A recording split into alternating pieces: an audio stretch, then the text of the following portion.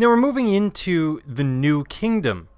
We're in the New Kingdom. We're moving to Ramses II, one of the most famous pharaohs in Egyptian times. And Ramses will rule for 65 years, one of the longest lived rulers in any culture anywhere. And he's known as the last of the great warrior pharaohs. He's really the last one to expand the Egyptian territories. From this point forward, it's all downhill for about 3,200 years. Really until 1956, but that's a whole nother ball of wax. So we're looking at the Temple of Ramses II. This is another mortuary temple. He's not actually buried here. And we see these colossal statues, both inside and out. And this whole piece, much like the rock-cut tomb, is carved rather than built. The whole thing is carved out of this cliff face. Outside, we have 4 images of Ramses. Even seated, they're 65 feet tall. And when we look at them, you'll notice that they're not as detailed as you might expect.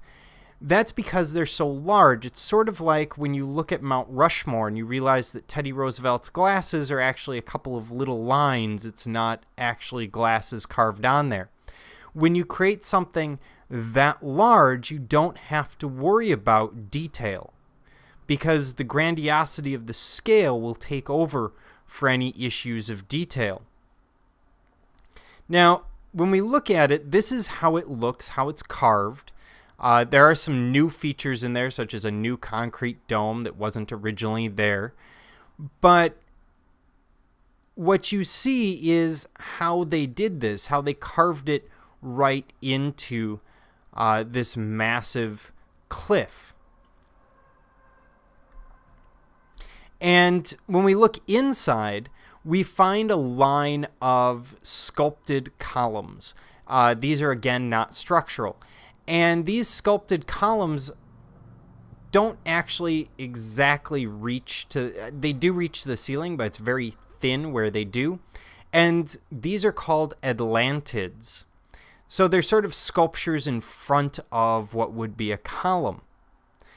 There's another term for if the sculpture is the column. We'll get to that later with the Greeks.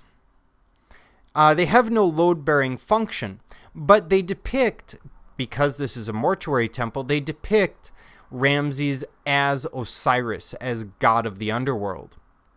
So you get a sense of scale here.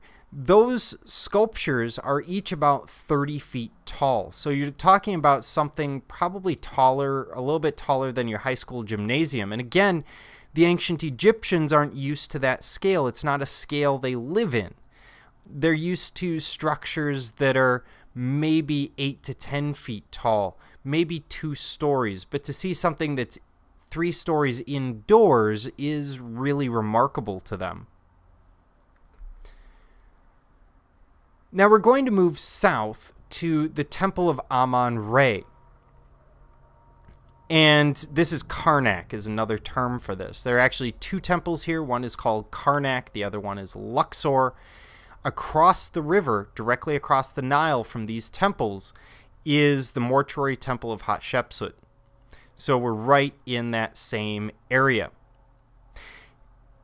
And this is a temple that got a lot of power from the pharaohs. Basically, the pharaohs would keep contributing from the Egyptian treasury to these temples to curry favor with the gods. And this was a site of worship for about 200 years. It's continuously expanding. And this is what's known as a Pylon Temple.